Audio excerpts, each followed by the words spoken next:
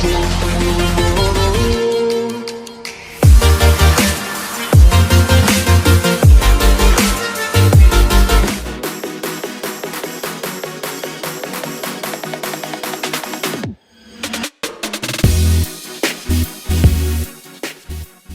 I now request Ms. Rijuta Banerjee to share her opinions regarding this particular topic that we are discussing.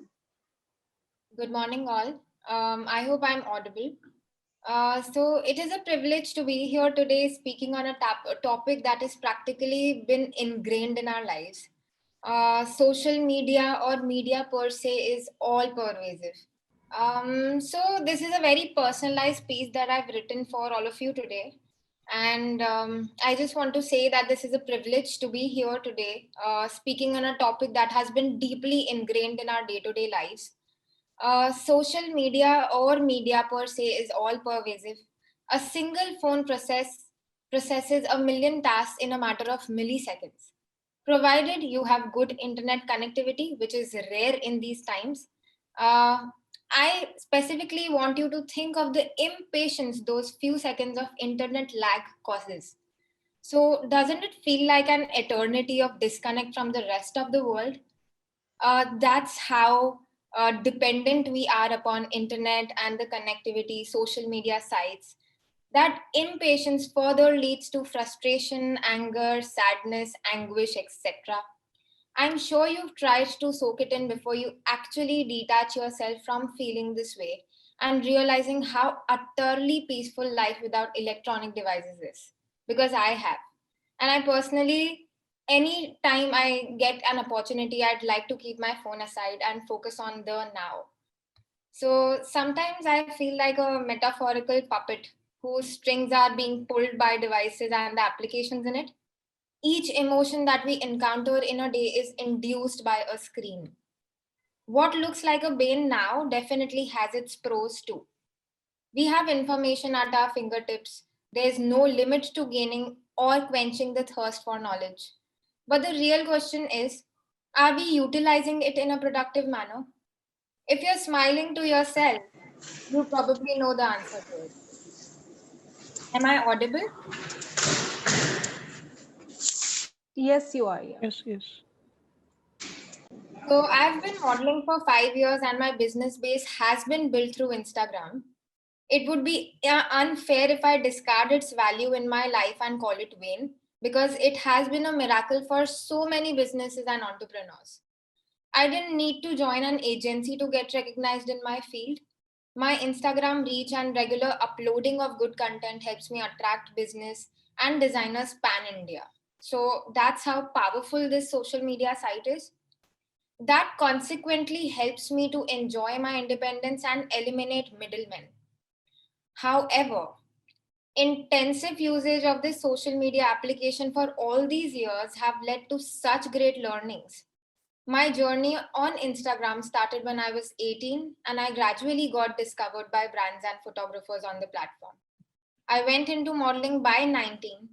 Back then, Instagram algorithm was pretty different, more simplified, and the gratification, the reach that was received per post was enormous. So the validation that I received had somewhere gotten to my head. Each day, I would attempt to have a larger number of followers, likes, and my competition or benchmark would be my own friends in the business. So, a healthy competition is something that I would prescribe to everybody. But the issue that was the competition became unhealthy and the friendship grew distant started bothering me. It's funny how we let a mere number on social media application decide for someone's abilities, creativity, and successes. So there was a point when I had developed an aversion to the entire social media dynamic. I realized how underrated true art had gotten, and the value of thought was compromised. It was only after the new algorithm that made me disinterested in the numbers. I'll tell you how. So the new algorithm limited the reach on pages and it initially brought a lot of discontent to the artists on board. Later, the marketeers explained Facebook's business propaganda and how they wanted people to pay and promote the posts in order to gratify themselves with the reach and numbers. So that's how you get the sponsored posts. They want you to pay for that service so that you get reach.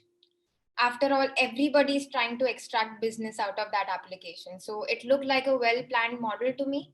They had users hooked onto the idea of gratification through amplified reach. Despite of all that clarity, we somehow fall into that trap of gratification. We all do. So the youth is overexposed to social media, and therefore it plays a huge part in shaping them.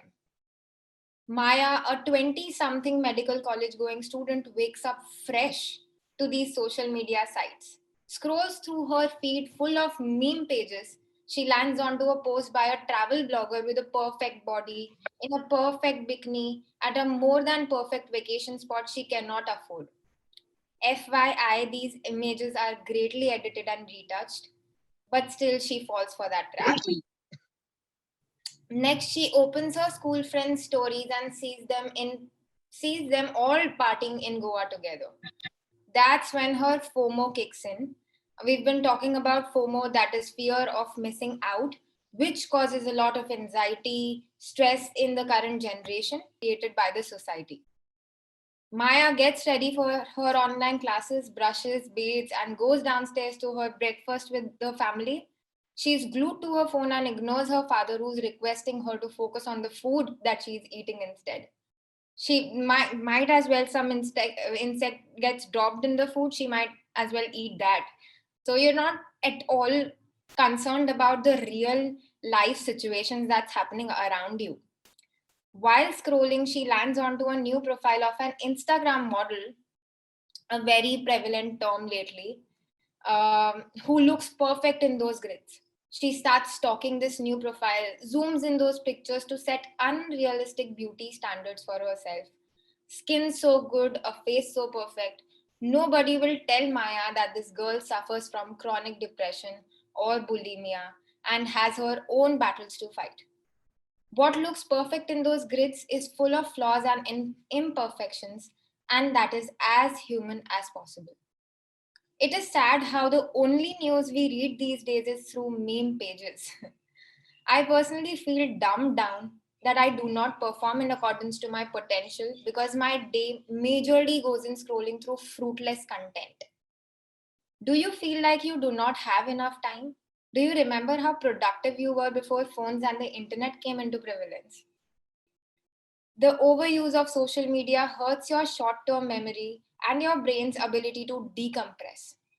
This has been verified through extensive research. Brain becomes overloaded due to the massive amounts of information that is provided throughout a browsing session. It is called as cognitive overload. This degrades your brain's ability to efficiently process data and pick the most important parts.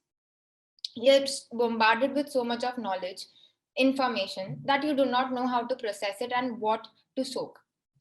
Our ability to converse and think critically is also diminished by social media usage. This is due to not having to develop any original thoughts while engaging and be active on social media platforms. Most of the times, you are mindlessly absorbing other people's contents and you just share, like, retweet it.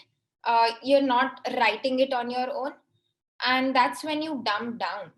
Even when you do have the ability to post an original thought on social media, it's limited to 140 characters on Instagram, Twitter, or a few short paragraphs on Facebook comment. Now, uh, I don't want to offend everybody, but I wouldn't call Rupi Kaur's poetry as poetry. A lot of you might be following her, but that's how concise we've made all forms of art through social media lately. Social media can also negatively affect our ability to make personal opinions and decisions due to being more prone to peer pressure. User opinions are easily swayed about a given topic after a certain amount of people like the opposite of their choice. That's how you switch. कि इतने सारे likes ये comment को आ गए, I might be a person with the wrong opinion. Let me shift my view. That's how political discussions and opinions have blown out of proportion due to this tendency in users. You call it group polarization in social psychology, where people take extremities in their views or acts because a group backs them up. So, moreover, the news or information pieces that we see these days are so filtered and unreliable that it brings suspicion amongst users.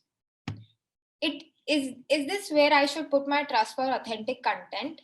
I question that every single day to myself, that whatever the piece of information is right in front of me, is it even authentic? Do I believe in it? So the current scenario of love relationships with the youth has been disappointing since there's so much of exposure, so much of options to go to. With apps like Tinder, Bumble, the romance dynamics have changed drastically. Lack of loyalty and fleeting relationships have come into prevalence. You doesn't want responsibility or attachments. The term ghosting is widely practiced. Aren't we just missing out on meaningful connections and experiences of a lifetime with this recklessness? It's sad how we will never experience a romance like our grandparents did. Conclusively, social media has seen an increase in stress, restlessness, depression, anxiety, low self esteem, sleeplessness due to endless scrolling, hate speech, and toxicity. A person sitting behind a screen would not fear to write something hurtful to another user. Hate speech is due to anonymity, also known as online disinhibition. He won't think twice before writing something very offensive to someone as compared to being in front of the person. So that takes a toll on the receiver's mental health to an extent where his or her confidence gets shattered. So many, I came across this, I think, social media blogger called, there's a girl called Shivdasani. I don't remember her name, but the trolls that you see in her comments section is very disturbing. People do follow her. She has a creative outlet, but the hate speech that happens in her profiles is something I wouldn't be able to bear in my life. So that's what's been happening. And cyber crimes have also increased, where fake profiles steal, sexually abuse, or verbally assault young girls or boys online. Stalking is also a very prevalent term. Person's social media profile gives unrealistic expectations and later leads to a person profile misfit, ergo, a major disappointment. So there also prevails a gap in true self and false self, which ma'am talked about, which takes a toll on the individual's mental health because he's trying to be somebody he's not. He's got two personalities that he's trying to portray. Now, also, everyone has become so used to easy fulfillment that they're ready to leave school to make a career in apps like TikTok. Please understand the transitory nature of these sites. Focus on the long term goals, enrich your knowledge, and be wary of the problems caused by social media's overuse. I can give you 100 utilities of social media sites after being in the field of social media marketing. Learn to extract the best and discard what's not serving you well. Make new meaningful connections, expand your horizon, make your business reach places, promote great causes, but remember, your social media presence doesn't define your life. Do not forget to live. Do not forget to be in the moment. Do not forget to be with nature and heal in the present. Be in the reality. Lastly, I'd like to thank the makers of Facebook for the mute button, for the mute feature that they introduced. It's a great feature to be able to mute people you do not find peace with, but are obliged to follow. So, thank you so much for listening to me. Yeah. Thank you, Rijita, for bringing such important insights from your own experiences and also highlighting the element of post-truth, which not just the young people, but everyone is so much involved in, with so much of socio-political bots also being part of this entire element of influencing in the communication network.